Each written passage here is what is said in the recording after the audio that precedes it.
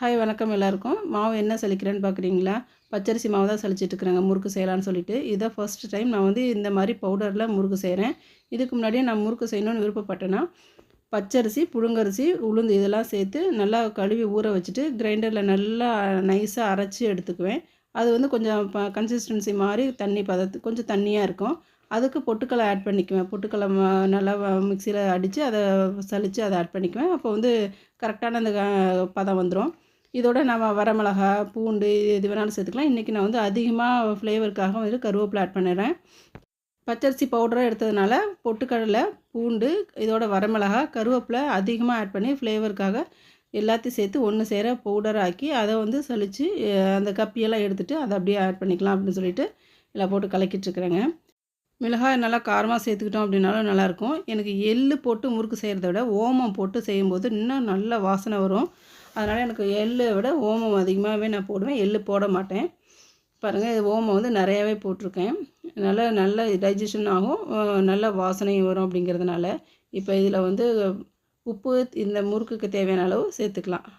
எல்லாமே சேர்த்து ஒன்று சேர நல்லா கலந்து விட்டுட்டு அதுக்கப்புறம் சுடுதண்ணி நல்லா சூடாகவே காய வச்சு எடுத்து வச்சுக்கலாங்க. அதை கரண்டியால் எடுத்து அப்படியே ஊற்றுற அளவுக்கு தான் இருக்கும். கை வச்சு கலக்க முடியாது. அதனால் வேறு ஏதாவது வச்சு இப்படி கலக்கி விட்டுக்கலாம். நான் வந்து தோசை கரண்டி இருந்துச்சுங்க, அதை வச்சு நான் கொஞ்சம் சூடாக இருக்கிறதுனால இப்படி வச்சு கலக்கிக்கிட்டேன்.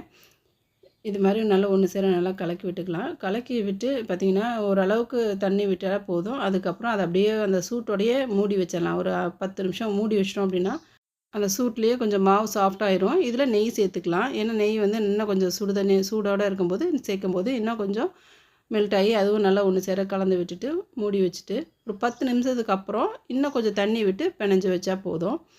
இது வந்து கரெக்டான முறுக்கு பதமாக இருக்காது. இப்போ வந்து சாதாரண தண்ணி கொஞ்சம் விட்டு நல்லா கலக்கி முறுக்கு பதத்துக்கு நல்லா பிணைஞ்சிக்கலாம். இப்போவும் கொஞ்சம் கொஞ்சமாக நெய், உப்பு இதெல்லாமே சேர்த்து ஆட் பண்ணிக்கலாம். இன்றைக்கி நான் வந்து ரேஷனில் வாங்கினா பாம் ஆயில் வச்சு தான் இது செய்கிறேங்க. இது மாதிரி பொரிக்கிறதுக்கு எல்லாத்துக்குமே நான் பாம் ஆயில் எண்ணெய் தான் நான் யூஸ் பண்ணிக்குவேன். இந்த அரிசி பச்சரிசி கூட ரேஷனில் வாங்கினது நல்ல அரிசியாக இருந்துச்சுங்க. அதை வாங்கிட்டு வந்து தான் அலசி பவுடர் பண்ணி எடுத்து வச்சுருக்கேன். அவ்வளோதாங்க. நல்லா ஓரளவுக்கு முறுக்கு நல்லா சாஃப்டாக ஊறிக்கிச்சு. இப்போ எடுத்து நம்ம முறுக்கு அச்சில் போட்டு புழிஞ்சு அதில் எண்ணெயில் போட்டு பொரிக்க வேண்டியது தான். நான் எப்போ முறுக்கு செஞ்சாலும் ஃப்ரெஷ்ஷாக மாவை அப்பயே ஊற வச்சு அரைச்சி அதுக்கப்புறம் செய்வேன். இதுதான் ஃபஸ்ட் டைமாக இப்படி செய்கிறதுனால எனக்கு கொஞ்சம் எப்படி வருமோ, ஹார்டாக இருக்குமோ அப்படிங்கிற கூட ஃபீலிங் கூட இருந்துச்சு. ஆனால் எல்லாம் சொல்லும்போது முறுக்கு மாவில் செய்யும்போது நல்லா தான் வரும், பவுடரில் செஞ்சாலும் நல்லா வரும்னாங்க. ஆனால் சாஃப்டாகவே வந்திருக்குங்க.